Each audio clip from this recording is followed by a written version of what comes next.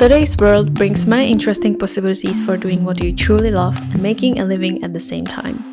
Meet Christopher Notbush, a talented sculptor who has been sharing his passion through live streaming on Twitch media platform for more than 10 years. You are listening to the Polymer Week podcast. My name is Lucy and today I'm super excited to talk with Christopher about his journey with polymer clay. Hello Christopher, nice to see you here in this way on the Zoom. I would like to start with something more basic. So how would you introduce Twitch to someone who is not familiar with this platform? I think most people are at least familiar with what live streaming is nowadays, especially with the COVID and everything. And it's just essentially, it's like watching YouTube, but it's live. So it's like watching a video, but it's instead of a recording, it's a live broadcast where people can come in and you can type in the chat and interact with the streamer, and the streamer can interact with you. So that's pretty much it. So it's a live feed or like a live show that you can actually interact with the broadcaster, and that's Twitch. Twitch itself started off as just a gaming streaming platform only, but I was actually the very first non-gaming partner on Twitch, so I came through and started streaming sculpture, and that opened up the doors to all types of categories. So now you can find all kinds of different streams. So. Do you remember the moment when you got the idea to share your skills through videos there? Yes. So the way that happened was at the time I was already sculpting kind of like as like a side job, I had commissions coming in and stuff like that. And I had learned about this website called Twitch and streaming and all that stuff. And I actually wanted to stream gaming. So I got the money together for a computer so I could stream gaming. But between my like day job and my commission work, I had no energy, no time left to do that too. So then it was just like a light bulb kind of turned on. What if I streamed my sculpting? So kind of like combined the two things, and that's when it all started. And right now, are there more people working with polymer clay? Yeah, there's I would say probably about a good 20 sculptors that I know of, streams that I know of, and of course there's always new people joining. Some people work with different clays, but there's a lot of polymer clay artists too. So I'd say I'm probably the biggest one, but yeah, there's a lot. Well, you're streaming on Twitch every weekday, right? Mm-hmm. Yeah, Monday through actually now Sunday through Friday, so so 6 days a week. And do you still enjoy that when it's happening pretty often? Yeah. So, I mean, I have strategies for avoiding any sort of creative burnout. And really the key is having a nice balanced day with good breaks in between. And I have a schedule where I work on something different every day. So I have a different project assigned to each day of the week. And that just keeps things fresh and new and very enjoyable. So. How many people are usually present on your live streams? Our average viewership is like 200 active viewers, but through the course of one stream, there's about 2,000 unique visitors. So that means because people are constantly coming and going, but it's always around about 200 at one time. So. And you basically created a community around you, if I may say that. And I'm interested in those people who are fascinated by your artwork and live streaming. Are they asking you and following you and keep asking questions about other things also on other platforms than just Twitch? So it's a mixture. So there's a percentage of my audience that is also trying to learn sculpture, and trying to, learn from the stream, and or they're working on their other projects and they just kind of have me on their other monitor kind of working alongside. It's what we call working and lurking, is when you're busy doing your thing but you have the stream up on the monitor that you can go glance at every once in a while and see all the progress, and we have nice music playing. So it's more of like creating a kind of like a just like a working. Have you ever worked in a big kind of like classroom with a bunch of other people working alongside you? Everyone inspires each other to to continue, and Mm-hmm. so um, I would say it, but then there's also people that are like playing games and they also do the same thing where they just like having a stream on while they're playing their games or they're working in their work day. A lot of jobs allow people to watch live streams during their work day. So um, I don't know. It's a good mix. It really is. It's not just the people that are there aren't all sculptors. Some people are they just like to see sculpture, but they don't actually like to do sculpture. So Well, I'm in the community of polymer clay artists and enthusiasts, and I feel that they are mostly women. But okay. in your case, is it like women or men? Let me think here. Okay, so I just started doing a class, like a real class on this platform called Teach, which it's like a stream, but then it's like Zoom where at the end of my lesson they can come on with their cameras and show their work and I can give them specific, critique or like what's working, what's not kind of thing. Mm-hmm. And that's been really fun. So, and I would say it's like half and half, male, female. Actually, probably a little bit more male. So I know I have two or three ladies that are following along, and like 3 or 4 guys that are actively Mm-hmm. coming to each class session. So, but there's about 20 or 30 people watching. So it just shows you, I only get to see the ones that actually, On the camera. come on the camera, yeah. So, but not Mm-hmm. everybody does that. So, And on your Twitch account, do you feel like they're mostly women or men? I'd say it's probably equal. Um, Mm-hmm. it's again, it's hard to tell based on people that are active in chat that I know if they're male or female. Um, I'd say it's pretty even. So there's been times where I've felt it was favoring one way or another, but you can't really ever truly know. So, but that just shows me that it's probably pretty even. So How does it feel for you when you are basically shooting a video of yourself working with clay and you see a lot of comments coming to the chat, but you don't see the people behind the devices, right? right, right. You just see the name in chat and then what they said, Yeah. and it's interesting because I've been doing this for so long. I've been streaming for 10 years, so to me, it's like I'm having a conversation, you know. So Mm-hmm. when I read their comments, it's like they're actually saying it to me, like if they were sitting in front of me. So it's just become so normal for me. That's why Mm-hmm. for someone just getting into it, it's not going to be normal. Initially, you Yeah. have to get used to it. So yeah. So can you imagine that one day, if it would be possible, you would meet all together at one place, face to face? Well, we do. So I do something called CNOTCon.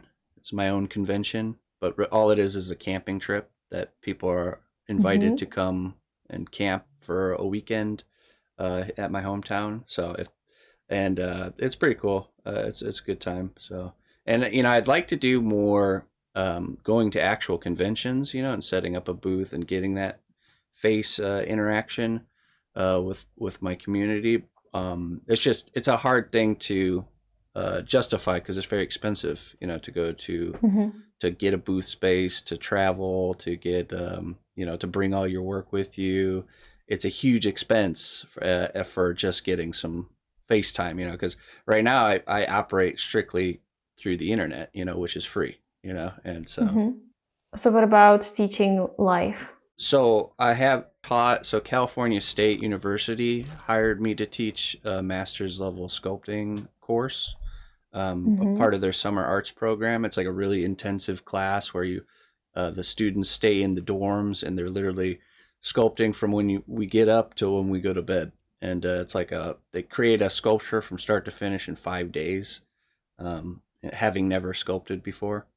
Um, but I didn't do that. They asked me to come back this year. I decided not to because I don't want to travel all the way to California right now because I got a 2-year-old toddler and my wife is from Germany and she doesn't have like her license yet, Mm-hmm. so it'd be a little hard to leave her here, but by herself managing all that. So I passed on it this year, but yeah. And have you ever, just a question, have you ever visited Germany? Yes. So Yeah. I actually, so I met my wife. I should probably mention this. I met my wife on stream. So Uh-huh. she was a viewer that She started, so when she first found me, I was always bad at photographing my work, like really bad at it. I put zero energy into it. It's just not my passion at all. And she's a photographer and a videographer. Mm-hmm. So she found my stream and loved my work, but then saw my really bad pictures. So she messaged me on Facebook, said, "Hey, I'd be willing to help you," gave me some advice and stuff like that. And yeah, and that kind of got us communicating more, and then that turned into us playing games together, and then it just kind of built.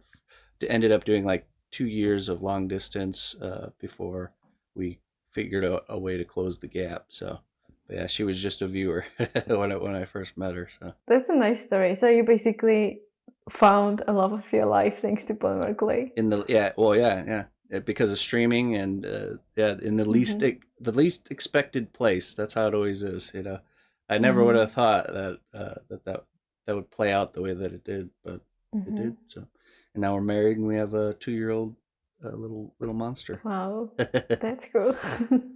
Well, I was interested in Germany because it's a country next to the Czech Republic where Yeah, I live. yeah, So perhaps one day we could do some kind of meetup and figure it out yeah. from face-to-face thing. I have my German family over there. I would definitely love them. Mm-hmm. So we just obviously we haven't been able to really travel much Yeah. because of the times we live in. But maybe if things get better or continue to get better, then we can definitely make something happen. So Well, you are now sitting in your studio. So mhm. can you tell us a little bit more about how it looks like there?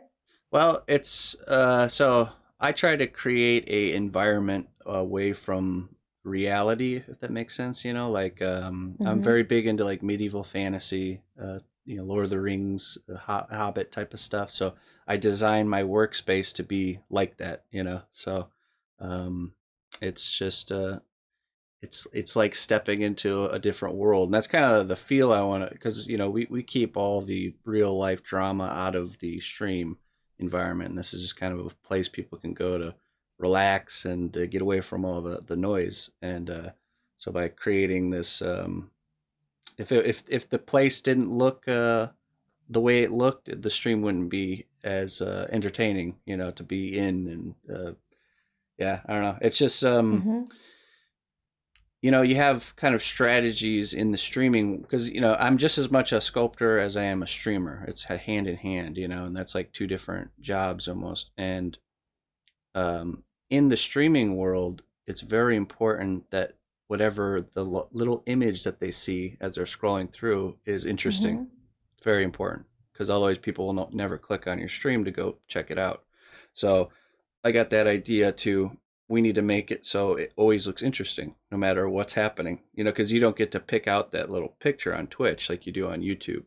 You have to, it just Yeah. randomly grabs image from the live feed. So I was like, okay, well, we need to make everything how it is. And honestly, it helps me be more inspired and creative being in an environment that is that, inspiring and creative. So Basically, your studio is a part of your visual identity that you present right. Yeah, on Twitch and exactly. everywhere. Yeah.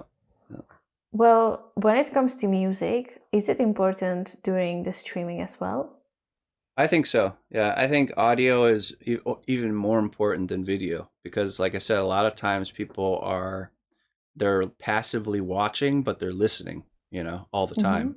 So having a good quality audio, and then having good, what I would consider universal music that everyone can enjoy, because there's music that I personally enjoy that I know is not universal, that, Mm-hmm. so I try to play stuff that everyone can enjoy, and also it has to be semi safe as far as like copyright and DMCA goes, because that can be an issue if you're playing like top 100 tracks from the radio. You're probably going to run into problems as a broadcaster. So Yeah. It's really interesting to me that you are basically with others when you are creating with polymer clay. So I'm mhm. curious if there is any time that you are just yourself playing with the clay, having your own time without no streaming? Yes, I do. I have off-stream work that I work on, so I probably get about 2 hours, hour to 2 hours a day of just me working on things behind the scenes.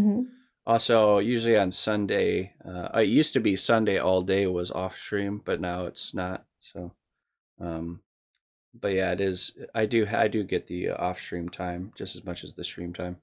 It's just when you have everything set up the way I have it set up, it's just like a why not thing. Why not turn the cameras on and Yeah, and work, you know? makes So, sense. and to be honest, sometimes I feel weird not having, because I wear a camera like rig on my Uh-huh. shoulders that gives a first person perspective, and I use the camera to see the work from a different perspective. Just like artists take photos of their work to see it or look at it through a mirror or all those tricks. I use that camera a lot to see, because it catches the shadows and stuff better than your eye does. So I can really see if the shape is correct, or if I'm having trouble with symmetry. And then I look up at the screen at the camera, then it tells me right there that it's off or on. It just gives you that little different perspective. So sometimes I feel weird when I'm working off stream that I don't have that to look at, you know. So Well, that's super interesting. I watched one of your live streams today and it was very super quality. So I'm curious, how did it happen that you figure out the quality that you wanted to have during the Twitch? well, it's something you're always working on. It's a never-ending project because Yeah. there's always more better equipment. There's always more you can do to the setup to make it nicer, you know. And it's just something you just kind of slowly. I tell you what, my setup 10 years ago was, uh, it was very bad compared to what it is now, and it's just slowly worked its way up from there. So, and then as far as other people's streams go, I think everybody's just kind of has different things that they put value into, or things that they realize. But I think everybody tries to create the best that they can with what they have, or at least I think they would. But Well, you said that you are inspired by movies and things like Lord of Rings and others. mhm. I'm curious if the music that is played and that is part of those movies inspires you in some way. Yeah, absolutely. Yeah, definitely. All the music I listen to, I have a playlist of like almost 900 songs. And it's all been handpicked. My wife actually is the one who puts that playlist together. So it's all of them have been handpicked for, just exactly the kind of music we want for the stream. So, and it's to be soothing, because we want to be in a nice relaxed state when we're working on sculpture. And so yeah, soothing and adventurous and just, yeah, inspiring type of music. Nothing annoying, you know. Yeah, Yeah, I have the same when I'm creating. yeah. And also in our studio, me and my sister, we are used to listening to the songs like from Chronicles of Narnia Hmm. and Outlander and others. And it's so relaxing to just be in kind of different world or reality. Right. So do you experience that as well? Yeah, well, there's something that's called it's called flow state, where when you're working on something, where you just kind of time kind of ceases to exist, and sometimes it even looks. It's for me, it's like I'm just watching my hands work, and they're like on autopilot, doing their own thing. So, yeah, definitely, definitely step into that zone a lot. So. I see many often that people and influencers share their playlists on Spotify and others. Do you have something like that as well? So I have playlists that I used to use on Spotify and Pandora, but the one that I currently use is saved locally on my PC, so I don't have any way to like link that or anything. But anytime you're in my stream and you're curious of like a song that's playing, all you gotta do is type in the chat exclamation point song, and then it tells you what Wow. song, the person who made it, where to get it. So. So I assume that you and your wife are a good team working together, right? Yeah, we spend 24/7 together, and our relationship started with us working together. So it's just grown a lot. She actually she's starting to pick up a lot of like painting work. She does a lot of the painting of the sculptures. So so Mm-hmm. that way I can continue working on, and we'd like to get it to the point where she can learn sculpture too. But she she's got so much on her plate now. She's like Yeah. the manager. She's raising our daughter. She's the painter. She does all the film, editing, social media, Mm-hmm. photos of finished pieces. She does all of that. She also makes. Wow, She's the that's one a who lot of makes. work. Yeah, she's the one who makes the stream look so nice. Actually, the footage we're seeing right now is definitely because of she's very particular about how things need to look. So yeah, That's wonderful. yeah. Yeah. Well, I'm curious, when did you realize that you can make a living on the Twitch? Well, as soon as I was able to monetize, so Twitch Mm-hmm. has tools for monetization. Like people can subscribe to a channel. You can watch a stream for free, but if you subscribe to a channel, it's like a Netflix subscription. You're paying $5 a month, and that is going to support the streamer. So Twitch gets their cut, and then the streamer gets their cut, and then Mm-hmm. so when I got partnered on Twitch. You have to be partnered to be able to get subscribers. And when I got partnered on Twitch, it was just different times there on Twitch. It was like the Wild Wild West era. So my channel kind of blew up because I was the first one to be doing something other than gaming. So it was just very interesting to people. If everyone's doing gaming and there's this one channel that's not, it just draws a lot of attention. So pretty much right after I um, got partnered, I was able to quit my job and pursue sculpting streaming full time because um, even though at that time I wasn't charging enough for my work, I was I'm still bad at that. That's always a hard thing to do. But Mm-hmm. the extra income I get from stream is what makes it possible because it's a steady pay. I get a guaranteed monthly paycheck from Twitch. So because I like to be an artist and not a businessman. And that so I'll do things even though I didn't charge for because I want the Mm-hmm. artwork to look good. Because I care about the way something looks, and I don't like to let it go unless it looks the way I want it to. So I oftentimes over deliver, and that's good because clients are always happy. Who doesn't want to Mm-hmm. have a bigger sculpture or extra character or like stuff like that. I do all the time. If I was focused more on the money aspect and the business side, I wouldn't do that stuff, and then the art would suffer. So by having the stream, it's like a safety net for my bad business decisions. So Well, now I see the roles that you and your wife have, if it makes sense.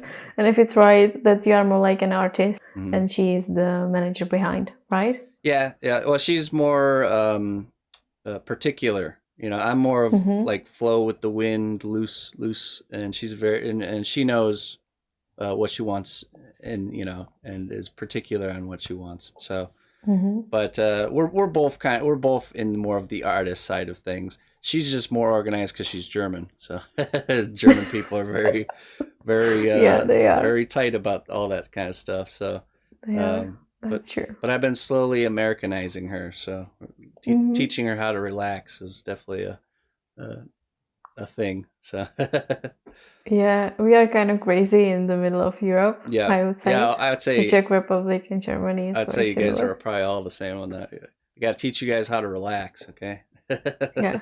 Like Yeah. really relax, because like so what we do to kind of keep because we have a very busy schedule to keep Mm. things in check is on Saturday it's a complete day of rest, so no thinking about work, no talking about work, no working on things. She has a hard time doing that. She has a hard time not uh, working on something. So, but I think it's important. It's very important to keep Yeah. that balance because you're able to Mm-hmm. push and go much harder through the week if you know you have that day that's coming that you can take it easy. So um, Yeah. yeah. It's very difficult having like own projects and being in entrepreneurship and Hmm.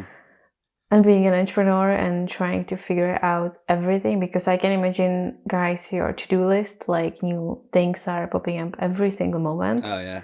So it's never ending, right? Yeah, and so like I've been in this lifestyle longer than she has, so teaching her that there's always going to be too much to do. There's always going to be too much to do.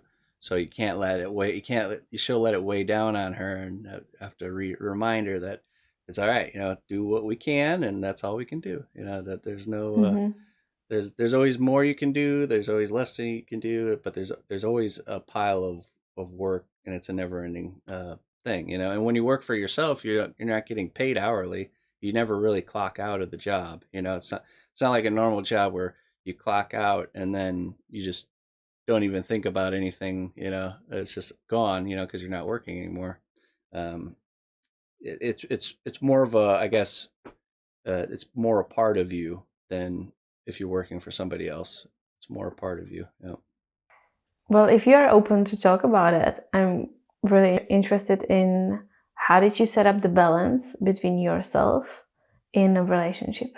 Because I can imagine how difficult it is, and having two people working together, it's very different than having just one crazy person in the relationship. Yeah. Which I had like that, and it was very difficult for me and for my partner to understand that they are just things that needs to be done, even though it's like 11 p.m. Yeah. And that you kind of have like a free time whenever you need to, but also you have to work when it's really necessary. Yeah. And it's totally different than having a regular job. We call that going German mode when there's stuff that has to get done. We have to activate German mode. Yeah. So, but yeah, she's the same way. She's definitely the same way with that. And I'm more of the like, oh man, I just kind of want to take it easy. But we do good because we're both working on the same objective. We're both. It's me and her. It's a mutual everything. You know what I'm saying? Like we're a type of couple that literally, like I said, we spend 24/7 together. We're each other's best friend. We work together, and of course, there's always going to be in any relationship those bumps in the road, but you just overcome them and you grow stronger because of that together. So, me and her, we've been through a lot together. So, I think I would never have it. I wouldn't have it any other way. Actually, I think having a working relationship is really nice because it really prepared us for being parents, because that's what you're doing as a parent. You're working together on a goal or a common objective, which is raising a kid, which is work, and so having the ability to communicate and work together, it just makes us grow together, more like this, so. Yeah, you can understand each other very easily instead of, having a different kind of jobs and work to do. Right. So, well, I can see that your wife influenced you a lot at some point, and you did to yourselves as well. Yeah. But when it comes to your artwork, what would you say that influenced your sculpting style the most? Well, that's a good question. So when I was younger, I loved like action figures and stuff like that, and there was this specific action figure that came out made by Todd McFarlane. They're like Spawn action figures, but what made them different from all the other ones was they're just super detailed, like really detailed, and other kids' toys are more like loose and goofy looking. These were like super detailed, looked awesome, and I think I was just always attracted to that side of things, the details, textures, stuff like that. Like I really try and render it out. And really, I'd say the biggest thing is is nature. The world around us. Nothing is more detailed than nature. I could pick up a random stick outside, and it's going to be more detailed than anything I've ever made. And that's just one stick. So. Well, many sculptors are working with ghost clay specifically, and I'm in touch with this company and those people that are very wonderful. So how did this clay help you to achieve the results you want? This clay completely changed the way I do everything. And it really Mm-hmm. unlocked the ability because, I ship my work all over the place. And in the past, it was an engineering challenge to make it so pieces wouldn't break, because Mm-hmm. that was always like a big problem. I didn't have them breaking all the time because I had to design them to come apart. I had to use other materials like cloth and stuff like that to try and achieve the looks that I want.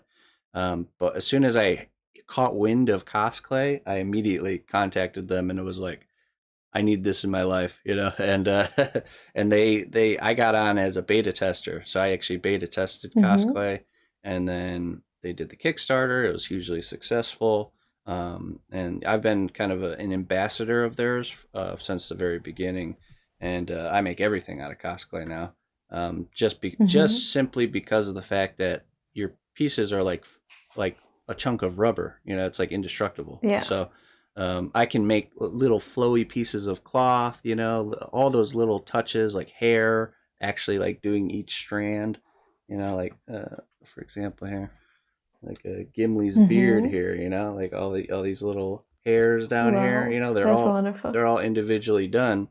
I would never do that with like another polymer clay. So what it does is it takes the limitations off of the table. So now I Mm-hmm. can just make things how I want to make things and not have to worry so much about, oh, is this going to break? So Yeah. yeah. Wow, that's very cool. Yeah. Well, in I would say that in the community of jewelry artists, it's totally different, Hmm. and the cosplay is not well known there yet. And I think that those women are kind of afraid to work with something that is more like a rubbery thing. Hmm. But it's just about the time when new techniques will It's like arrive and come. you ever had like a rubber mallet? It's like that dense kind of rubber. It's not like super flappy Mm-hmm. and flimsy. Yeah. So it's I think it'd be great for jewelry or any type of keychains or stuff like that that takes wear and tear. You're gonna want a Mm-hmm. material that's fall apart on you. So yeah, I think you're right that they haven't caught on just yet, but you also think it hasn't even been out. It's been out for I think just a little bit over a year. So Mm-hmm. all these other polymer clay brands have been around for a long time, decades. So Yeah, it's it's the case. it That's just true. takes time. And also, I know for international people, it's a little bit harder to get the clay because Cos clay they ship to people in America, but in order for you guys to get it overseas, somebody there has to take on the material to be a distributor. So it's building that rapport, building up the name of cosplay, so then people will come to cosplay and say, "Hey, we want to carry your product," and then now it's going to be more available. So I think it just takes time for that ball to roll. Well, I was very surprised when I did an interview with Arnold from Cosplay, Hmm. and I realized that he is the guy behind Monster Clay, Yep. which I know from different people Yep. working with silicone and other materials. So I was like, wow, that's cool that they basically repeated the success and everything Yeah. in a Yeah. very different industry It's not his implemented. first rodeo, and he's been developing it for a long time. The material, Mm-hmm. I think like 12 or 13 years, and he's a Mm-hmm. great guy. I've actually had him come onto the stream and interviewed him so the audience could ask him questions and stuff like that. And Yeah, Alex and Arnold, they're great, great people. So not yeah, only are you getting an awesome product from them, but you're supporting awesome people. So. yeah, They're yeah. not some like corporate entity that just doesn't care. Like they are artists themselves and they care about the material that they make. So Very wonderful thing because with other polymer clay brands sometimes this is not a standard, yeah. so when you are trying to get their attention and just ask about some kind of cool projects that they are planning or doing, it's not an easy thing to do. And I Mhm. hear many like feedbacks from others that it's just so hard to just tell them what is wrong and what is great. Well, I'm gonna give So you some feedback. So I used to use Sculpey for a long time, for years, yeah. and I tried contacting them for like 7 years, didn't get a single word back from them because I was a streamer. I even lived near where they made it, and I wanted to contact Uh-huh. them to go and see how like get like a Willy Wonka factory tour of the Mm-hmm. of how the clay is made. Didn't get a peep from them. So I feel like I agree. I think those companies are just detached from their customers. So Yeah. they're completely And the mission detached. is also different. Like Yep. there are companies that they prefer to have their clay in micros and some kind of stationary things. Right. They're old school.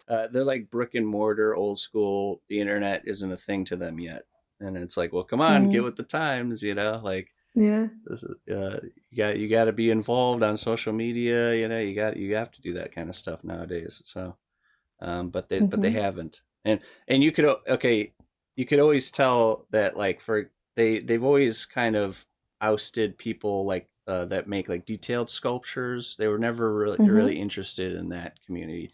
You can tell they're more focused on like the jewelry side of things, making the colored clays Yeah. and stuff like that. So what made me make the big switch from Sculpey to Cosplay was they actually discontinued the line of Sculpey that I was using. I was using the Mm-hmm. Sculpey original in the gray color, and yeah, they discontinued it. So I was like, I contacted Arnold. I said, hey, I want to make cosplay my main clay. You wanna partner up? And he was like, yeah, absolutely. So, and Wow, that's great. it was probably the best decision that I made. Or I didn't even have to make it; it just kind of happened. But yeah, it was the best choice for me as an artist. Cosplay coming into the scene when it did in my lifespan is just awesome, because I've always been a polymer clay artist from the very beginning. So, Well, there is something, so cool when there is like a connection between the artist and the producers of the material. mm-hmm. So would you say that it helped you with the material itself? Because I assume that you don't have to buy the clay and you are kind of promoting the clay Right, on your yeah, Twitch. yeah. They anytime I need material, they send it to me, and that's it. That's how it is. Yeah. I support them, and they support me, and that's how we do things. So it's Yeah, a I would say that this is the new way of thinking in today's world when mm-hmm. you are open to do something for free and to receive as well. Yeah. And I really like this kind of win-win situation and collaborations like Well, that. it's the recipe to good business. A good Yeah. morally grounded business is everyone's benefiting. The customers and all parties involved are benefiting. Bad business is when one side is benefiting and the other is being hurt or not benefiting. So it's just the way things should be done. Yeah. Well, I would like to say that you're a part of the latest issue of the magazine, of the Mm-hmm. Polymer magazine. And I'm very thankful that we could share your story there. Yeah. And I would say that our communities are just different because we have like the jewelry artists around and you are more among sculptors. Mm-hmm. So do you think that those two different groups can actually get inspired from each other? Oh, absolutely.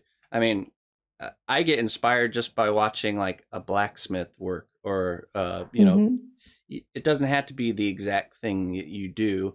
And I even get ideas from other people's crafts. I you probably know that there's like a group of polymer clay artists that do like the miniature food, like the really tiny Mm-hmm. food. Yeah. And I love watching those videos on YouTube and stuff like that because there's little things that I think, oh, I could use that in my own work, like this or that, when you're learning different techniques and stuff like that. So I absolutely think there are no like walls or anything between the communities, and like for example, somebody that's into making jewelry could come and watch the stream, just like we have Yeah. fabric artists that watch the stream, people that do all kinds of things, so we even have like we have a Discord channel, which is like a place where we can all share stuff, and we have a creative section where people share their creative things and what they're working on, because they see what I'm working on all the time, and I like to see what they're doing as well,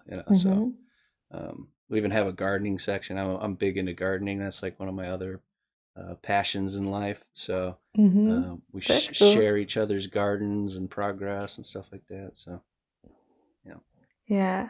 I like the kind of mission of ours that is that in the magazine and our social media and just things around the Polymer Week are open to anyone, which means that I do not prefer jewelry artists than like sculptors or miniaturists. So I really like to show every kind of different things that are possible to make from polymer clay, and the material is like connection itself.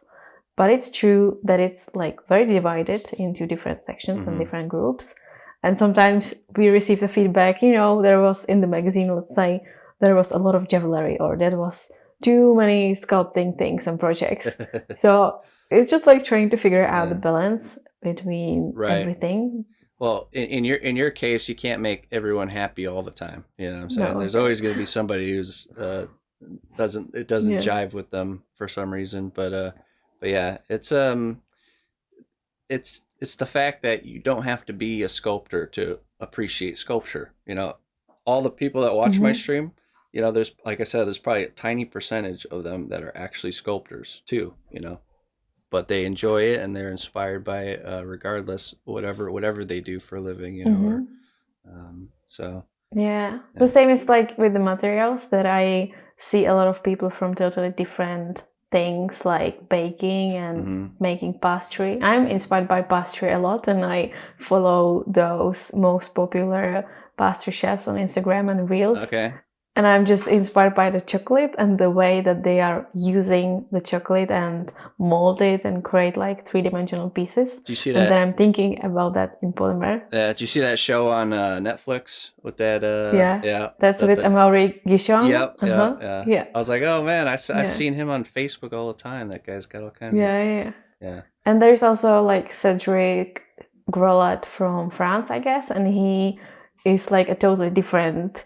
He's awesome because he basically figured out how to create fruit desserts from like things that you can eat, but they are looking the same way as the fruit does, and it tastes as well. Okay. Very similar. Interesting. So they're like, it's very cool to see, because I see a lot of similar things in the polymer clay community and in the pastry community as well. Okay. So I assume that these things are similar.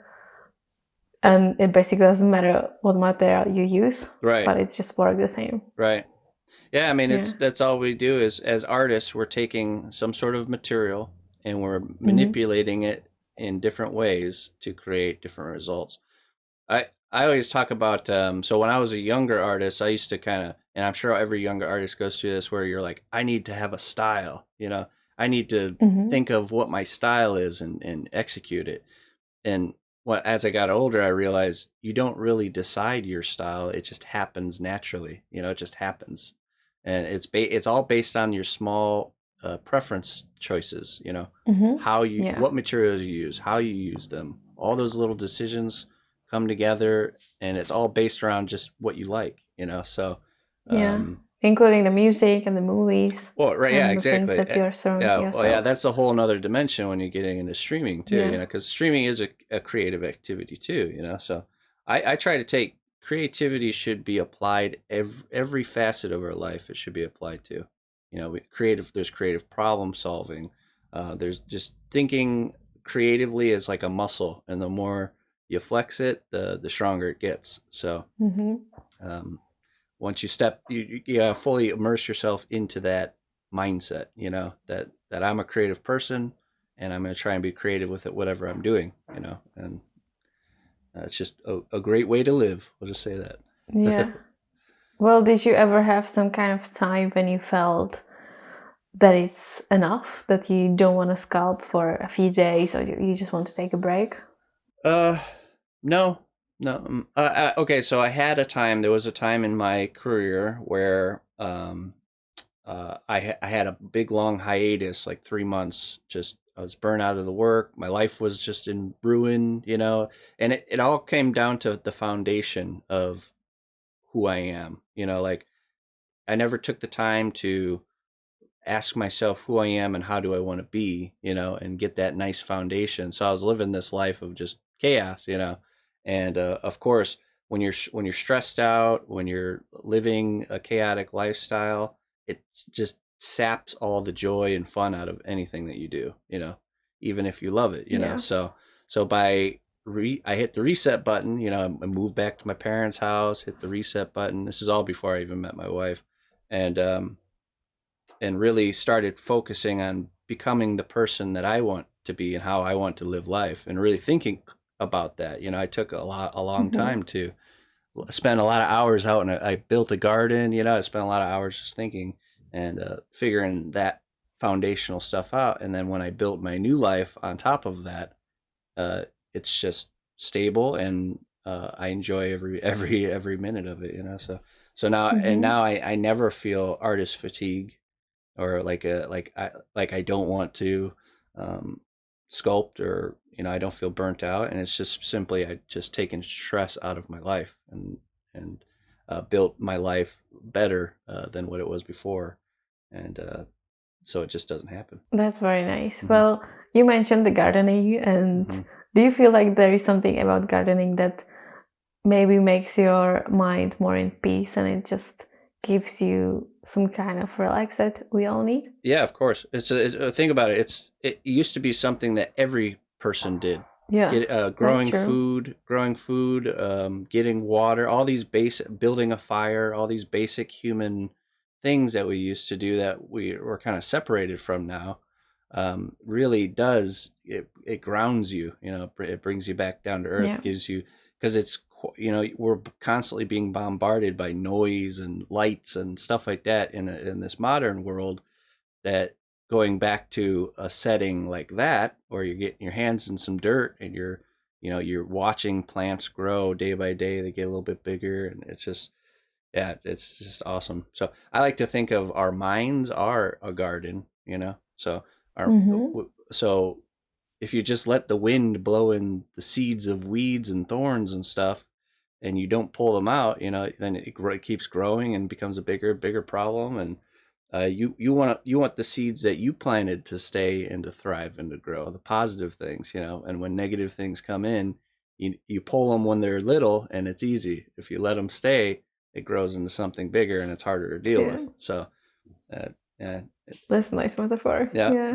yeah. I definitely look at Yeah. stuff like that. So Well, I cannot agree more. I just feel like that even though I don't have much time and I just go to the garden, pick up some things that I can harvest there, like some herbs or mhm. just fruits, I don't know.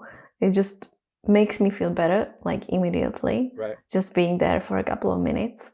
Yeah, yeah, exactly. And also, like, we like to go on hikes, like out in the middle of the woods, Mm-hmm. and that is just, you're just it's just taking away that modern world for a bit, and just enjoying nature. Uh, I think it's called forest bathing, is what they call it, and it really does. It helps um, level you out, So getting away from all the noise of life. Also, lately, if I may share my experience with you, I just realized that, you know, I used to drive when I needed to go somewhere, Hmm. and then my car did not survive somehow, and I just had to, send it to the trash. And I felt like that, okay, I'm just not going to buy another car, I just will walk anywhere I will have to. So even though we live in a city and we, with my sister, we walk like long distances, like 1 hour, 2 hours to get somewhere or just grab a coffee somewhere, it just feels totally different than being a part of like the society things, like going in full tram or bus. Hmm. And when we spend like the time walking, even though it's in the middle of the city and there are like cars and people and the heat from the weather, Hmm. it's just a totally different experience. Yeah, of course. And you kind of are very happy that you had those many kilometers on your phone, so you feel like, okay, we had some workout and now we just can chill and Right. watch a movie. So how do you feel about these things around you when it comes to sharing your life with other people? Because you mentioned the noise and the city, and sometimes this can be a lot. Right. Yeah, it can be for people. I would say Yeah. my life is very noise free, but it's because I'm proactive in keeping that away. You know what I'm saying? Mm-hmm. And um, I actually I had a phase in my life where my car went kaput, and I had to get around on a bike for like years. I Mm-hmm. did it that way, and I look back at that time, and I loved that time. Like Yeah. you're more fit, you feel better, and it just, I don't know, it's something about using your own two legs to get somewhere. It's just more value in getting places. And now I have a car, but I always think back of that time, and I totally agree. It's definitely nice to get Yeah. around with your own 2 feet, if you're in a situation like that. So Maybe our listeners are getting crazy how we end up speaking about that, but I feel or I think that these things are very connected when it comes to artist's mind. And it's so important to have your mind kind of ready to create because it can get a lot, and just working on your own and constantly creating something and then being surrounded by things that you don't really like and just can mess up with your life, I would say. yeah, it's been the kind of cornerstone, or like I said, foundation to all of my success, because you can't produce your best work. You can't work really hard if you're not in a stable mindset. You know what I'm saying? Because it'll be always a lesser version of yourself if you're stressed out or whatever, whatever kind of negativity is going on in your life. So you have to work first on instead you got to get to the source, the root of the problem, and get it out of your life, and then you can really be the best you can be. It's hard, like if you're stressing out about like money or something like that, how are you supposed to be creative and come up with, because to me, at the base level of creativity is fun. That's really what it is. And you can't have fun if you're stressing out. It's just impossible. So all of my best creative ideas have been just a fun idea, that I had, and it turns into something cool because it's fun and you enjoy it, and yeah. So kind of figuring out a way to flip that switch in your mind to turning all that negative stuff off. That it's easier said than done, I know, but it is possible. You can do it. And it's just you have to constantly remind yourself of the good things and the positive things, and you train your mind to dwell on positive things instead of negative things, because we're most of us are kind of tuned at the beginning to just really focus on negative things, and you really have to go through this constant reminder process to train yourself to think positively and be an optimist, and be, to not let things get you down, so.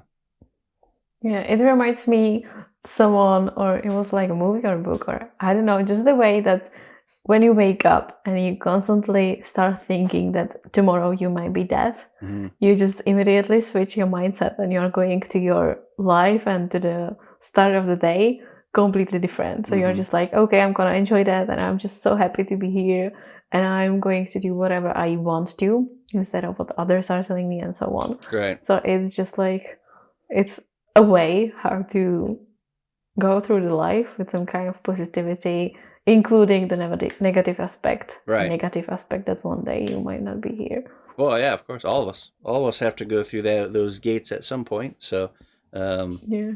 And that's just, to me, I look at that as just a natural part of the life here. Everything has to do it. Even plants, animals, everything has to go through that step. So yeah. So it's not something to be afraid of. But I get what you're saying. It's like having that mentality of not letting things affect you. You know what I'm saying? Because it doesn't matter. At the end of the day, it doesn't matter at the end of the day, So yeah. Wow. We end up talking about such a cool things about souls and lives and everything. And I have a couple of questions about polymer clay as well. That's all right. So if we can go to this kind of topic, kind of, not naturally. Sure. But, I'm interested in your process because I know that you sculpt with one color clay and then you paint them. Is it with acrylic? Yep. Acrylic paints? Yes, it is. Yeah. I think one way, so something I learned that's very valuable that kind of defines the way I work is really exploiting the fact that you can bake polymer clay stuff multiple times, without any negative consequences. So to get the really high details everywhere on the project, all you have to do is just do little sections at a time. So, for example, like this guy right here, you can see I start with just like the basic figure. He's going to be completely covered in armor. This has been baked, this has been hardened. And then I did one boot here, and then I baked it again, the whole thing again, locked it in, baked the Yeah. other boot, baked it, and now I'm working on this leg plate, and then I bake it that way. So by really exploiting that, I'm able to get that high level detail, um, throughout the whole piece, and that's kind of my sculpting. Kind of like when I came to that like epiphany one day, I was just like, oh, why am I not baking many times instead of? I would always try to like get as much in as I could, and try to do it in one run, or one baking cycle. But then it's like very uncomfortable to work on because you're trying to like not touch it. You're trying not to avoid the details you've done. Um, Mm-hmm. and then once you get through the sculpting process, yeah, then I go through with acrylic paints, and like I said, my wife and I work hand in hand on the painting. So um, she's very good at the painting stuff. So we go back and forth. We play off of each other's strengths, because there's certain things she does painting wise that she's better at than me, and there's certain things that I have a better eye for, and we use both of those things to make the Mm-hmm. ultimate end product. So yeah. And when it comes to baking, do you have some kind of special bigger oven? I have a standard American oven, which is big. So because Americans do Mm-hmm. appliances very big. So Yeah. that piece I just showed you is I think probably about 14 inches tall, which is what that's 40-ish centimeters. Mm-hmm. I don't know the exact conversion, but um, and that's about as tall as the inside of my oven is. So and it's just a standard kitchen oven. I've thought about actually getting a smoker, an outside smoker to bake my Mm-hmm. work in, because you can get those in a much bigger or taller capacity, and then you could also bake it outside, so you don't have to like ventilate your kitchen. So A lot of sculptors usually wears like gloves when sculpting. How do you feel about it? Is it comfortable for you, or you do not prefer to wear them? no, I don't like wearing gloves. I hate wearing gloves. So Yeah. I will wear gloves when I use like epoxy clays and stuff like that Mm-hmm. that is not good for to touch. But when it comes to clay, I definitely don't want gloves on there. Yeah. When you're doing a lot of like smoothing with your fingers, and you can't get those nice smooth motions if you're wearing gloves, because they just kind of get caught up. And Yeah. And you don't feel the clay, like it's just like a plastic covered right, on your yeah, fingers. yeah, Yeah, yeah, it's very different. exactly. So Mm-hmm. and it's just uncomfortable for me to wear gloves. I've always Yeah. been a non glove wearer. So yeah, I'm Mm-hmm. sure if I did wear them all the time, you just get used to it. But I prefer not to. What is the most incredible commission you ever received? Well, I'd say there's like a group of them. It's hard to say which one was the Mm-hmm. best, but I had this client that wanted. Well, actually, I was just talking. I'm talking on stream a lot, and I was just spouting out a cool idea of like how cool it would be to create like a whole like Hobbit scene where we have the whole Hobbit house, and you could see on the inside of it and all the outside and all that stuff. And Mm-hmm. somebody in the stream that was just listening liked the idea so much that she commissioned me to make it, and that was just a huge piece. It was very very big. Yeah, you definitely have to check it out if you haven't seen it. But it was this huge Hobbit scene. Had like the whole outside of the yard, the front had lights in the windows, and then on the backside you had like you flip it over on the backside, and you could see into the Hobbit's house, and there's like an old grandpa Hobbit sitting in his chair by the fire, and yeah, that was just a dream project to be able to do. Wow. So Mm-hmm. now I don't refrain from sharing my good ideas, because you never know if somebody's listening that it inspires them to want to actually have it made. And then I've also done like lots of projects for like bigger named people, like streamers, and Mm-hmm. um, like Twitch. Twitch themselves actually commissioned me to make a gift or a project for a big streamer by the name of Summit 1G.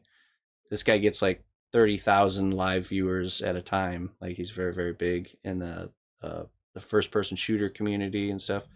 And then there was a project that I took on. I actually got commissioned by a game company that makes Warframe, which is a very big game, and that that project is what allowed me to kind of kick off my new life. Allowed me to get a car, rent a place, and then my wife to be would move to America and we'd start our life together. And that project and the attention I got from that, and because they rated my stream one day with like 16,000 people, and I was just getting tons of support, and that allowed me to make that big step. Wow. So I'd say that was, So it changed your life in yeah, the it moment. was good. Yeah, yeah, it just allowed me to Mm-hmm. just to kind of pay for things, so to get things rolling quicker, because otherwise we probably would have had to do long distance longer and save up the money, so Mm-hmm. um, Well, when it comes to these special things and commissions, I can imagine that when you work on them for such a long time and hours, you basically attach to them and you feel in love with them. And how hard is it for you to send them to? I've never been attached to my work like that. I've Mm-hmm. never been like that. Okay. I think it's because I've sold my work from the very beginning. Like that I never really developed that sense of like I want to keep this kind of thing. And actually, to me, it's I guess it's more of like that. I appreciate it if somebody else has it more than if I have it, because they're enjoying Mm-hmm. my work. I can always make more work. I could always That's make new true. things, Uh-huh. and I always have a collection of work in the workshop. It's just always changing. So and then there's the other aspect of um, the newest project I make, I always feel like is my best because I'm always growing. Mm-hmm. I'm always Yeah. constantly getting better. Um, so Then the previous one is not right, like. exactly. It's like becomes obsolete almost. That's just the way I think about things like that. So, um, yeah, I don't know. I've never had a problem with that being super attached to my work. So, and people ask me that on stream, like, if I ever just make something for myself to keep, and I have to explain it to them this way. It's like, imagine you go to work at your day job and you work for a month, and they give you your paycheck at the end of the month, but instead of going to the bank and cashing it to buy groceries, you just put it in a frame and stick it on your wall. That's how it feels. That's how it feels for me if I was to make something to keep, as like, because this is how I make my living. So it's hard to justify the time of, I pretty much I can't afford my own artwork, if that makes sense. So Wow. yeah, Yeah, that's cool that you share these things. That's very right, cool to have some kind of insight to the lives of an artist. right, right, So I really appreciate that you're very honest about your journey. yeah. So, well, I know that in the magazine we questioned you and asked you about some kind of innovative things and technologies and NFTs. Hmm. So, last question, how do you feel about these things coming to our world and having those kind of options and possibilities that we all have, even though it doesn't feel for a lot of people just the right thing to do in the moment? Right. I mean, it obviously is a controversial topic, and the reason Yeah. it is that way is because of, I mean, people talk about the environmental side of things, but I think there's environmental impact no matter what you're doing. Even paper money has environmental impact, but Yeah. but um, my biggest thing is the amount of the art theft that's out there. Is the part that sucks. But the idea, just at face value, the idea of what an NFT is a good thing. If you think about it, it provides artists a way to monetize something that they couldn't before. So supporting Mm-hmm. artists, and also keeps track of the ownership and who made that piece of artwork. And there's no way to get rid of that information. So it's like eternally stamped. This is the artist that made this piece. And so the problem is if the artist themselves don't mint the artwork, then somebody else could go mint it, and that's where we run into all those issues and stuff like that. And I think it's something that's not going to go away, but I think it's going to evolve into probably something uh, better. And Mm-hmm. so I keep a very close eye on that stuff. I'm actually involved in a project where I took on a commission where they commissioned me to make two pieces of artwork that they will turn into NFT and become part of their project. And so I think it's good to just observe that world and get involved a little bit. And I had an idea where I think it would be really cool. So using photogrammetry, which is it's a process of taking photos of a sculpture all the way around in every which angle, Yeah. and then you throw that into the computer, and a program will crunch all that information and actually produce a 3D model of it, so you could literally digitize your traditional work. Yeah, and I thought that would be pretty cool in the NFT space, or just for like, imagine having a digital art gallery, where if you have a VR headset or something like that, you could go into this little world you would create, and I'd have all my traditional art pieces there in the room that you could look around and walk around, and even change the size of them and stuff like You that. can basically build a studio in the same way as you have Right. in the online world. Exactly, where Yeah, and people people could can visit see that. it better, and Yeah. so I think as that stuff continues to progress and get better, there's going to be again creative ways, we can use our creativity in everything we do, and try to explore that world. So yeah, I don't know, it's interesting. I'm just kind of keeping an eye on that whole scene, and I'm not too big of a fan of the whole the computer generated project art, which most people label as the NFT world, that it's mostly that, but there are actual artists making art, and be able to support themselves off of their art through the NFT world too. It's the bad, it's like focusing on the negative again. We looking at all the bad things that are going on with NFTs, and not realizing that there are good things, there are good things going on there. So yeah, I would say that it's kind of pretty important to be interested in these things that are coming to our world, even though they may seem kind of crazy right now. right. But I assume that it was the same when the internet was firstly invented and nobody cares. Exactly. And now it's just like a big thing. Well, and So we never know. there's a power to being the first one to doing something, or to being one of the first people to be involved, or doing something. It's so much easier to get ahead, from a social media perspective, or as an artist perspective, if you get on a train early. It was the same. That's why my stream was successful.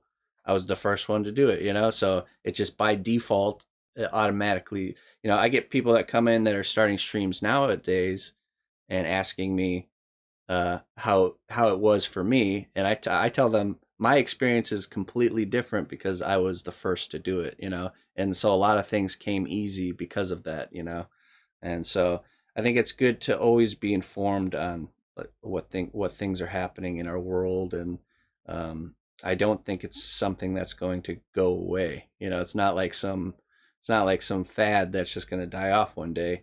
It'll probably, like I think it'll probably evolve into something next, and then but if you get on something early, here's the thing. I see a world where once this whole metaverse idea starts to really take off, then you're going to start to see the actual practical use for NFTs, which is if there's this metaverse world, well, people are going to want artwork to decorate their metaverse houses, and that's where the NFTs come in. You have to have the NFT to have the artwork on display.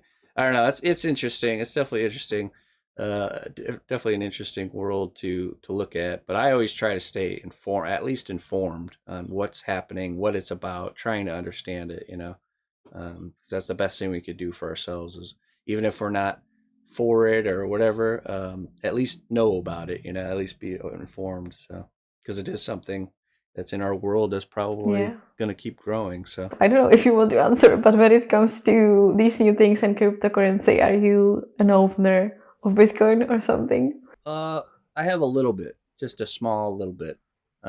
Just because just to kind of see how, like, again, more for information purposes, how does it work? You can't really understand it until you do a little bit of it. But I'm not a man of money, as you would say. So I don't have all my investment money goes to groceries and diapers. So yeah. So yeah, I have the same. I mean, like I'm happy to have some, like 0.0003, let's say, because it always feels like you say, I have a Bitcoin, and everyone was like, wow, you have so much money on your Yeah. account, and you basically have like a tiny part. But it's true that being a part of that, at least at some point, in some way, is kind of helping to understand what's going on. Right. And probably if I had more means, I probably would have more. But because here's the thing, it's a different type of currency, which means if something happens to our current currency, at least you have something somewhere else that has value. Because I mean, I like watching a lot of like documentaries and stuff like that. And in Zimbabwe, which their currency inflated like crazy to the point where like a loaf of bread was like trillions of dollars.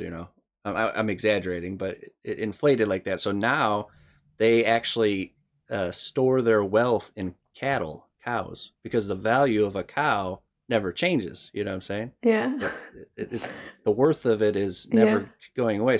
So people, their wealth is not their money anymore. It's how many cows do you have, and that's kind of an interesting lesson. The fact that, um, our money that we have now only has value because we say it does, and who's to say that one day it's going to have no value, or very little, and that's just the way the current world we live in is just, it's a crazy roller coaster. So I think it is wise to diversify, I guess. Well, we can see the same in Russia right now. Like, I have a lot of Russian artists on my feed on Instagram, because in the community of Polymer Clay, there are just like a lot of makers in those parts of the world. And I remember that they complain a lot about, like the money situation, inflation, like it's changed, very quickly. So it's always good to have some kind of backdoors, to think about it in a different way. Right, exactly. So, because because if say somebody in Russia had a bunch of money stored away in Bitcoin, well, guess what? The value of their money didn't change. I mean, Bitcoin's value I assume many people did. Right. Yeah. The Bitcoin's value does change. It's a pretty stable one, but it's just like I said, it's diversifying, not putting all your eggs in one basket, essentially. When it comes to, and trust me, I'm no financial expert whatsoever. I make enough to get by, and that's about it. But I try to stay informed about things, even though I'm not a man of money, but I like to be informed about all those things going on. So. Yeah. I like the idea that it's not just about money. Like, I see so many artworks behind you, and it's just, I can feel that it means a lot to you. And I like the idea that you kind of, you go with the flow, you create something, and you are happy making the money on the way. Yeah, of course. What it does is, obviously we have to have money to survive, but should it be the focus of our life? And I don't think so. At least not for me. It's not the focus of my life. There's way more important things that have no financial value that I like to focus on, and and because when you leave this life, none of that money comes with you, But I think your experiences and your connections do. So, yeah, that's just where that's where I put my value of life is. Money will give you temporary happiness. You're happy when you get a little bit of money, right? But then that fades away, and you need more to maintain that happiness. I look for more sustainable sources of happiness. The loving my wife and my daughter, gardening. It's like some of the best things in life are free. It doesn't cost anything to love somebody and to be loved back. It doesn't cost anything for that.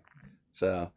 Creativity is free, and it's tons of joy in being a creative person and creating things, Have you seen the movie Into the Wild? I don't think so. Is that a new one? Totally the same, very same topic you are talking about. Yeah. Like, the best things in life are for free, and the happiness is real when it's shared. And it's a very nice movie, pretty old. No, I was pretty old. It's just like 2008. It's not old, but it's just like, it's very nice. I'll have to check it out. So. Yeah. It's about a guy who just goes out of the society to just explore the world on his own, and That's awesome. Yeah, going through these things and situations. Yeah, just a little tip from me at the end of the podcast. Yeah. So is there something we haven't talked about? Is there something you would like to mention before we finished? I don't think so. I probably just like to encourage people out there, because I'm sure a lot of your audience is not familiar with Twitch or streaming, and I'd encourage you guys to get on there and explore it, and check out. There's so many creative artists. There's so much cool stuff to watch. Like we don't have to watch TV anymore. You know what I'm saying? Like there's way more fun things that are more specific to what we like to watch, and you might not think you even would enjoy watching something like sculpture. That's actually the number one feedback I got from people when I first started. They're like, I didn't know I would enjoy watching sculpture so much, until you actually do it. How could you know? So I truly love and appreciate how we switch from the polymer clay world to, like the way of living and what it takes to be an artist. So thank it's you all for part of being it. Everything goes together, So. Yeah. So thank you very much. Hey, thank you for having me on here. And thank you. Yeah. So people can go to your Twitch account and also to your social media, right? You're active on Facebook, Instagram. Yeah, if you look up Notbusch, I'll come up on Google. You could probably even say sculptor streamer guy on Google, and it would probably come up with me. So That's cool. Notbusch, that's the name. So. Thank you so much. Have a wonderful day. Thank you. Thank you.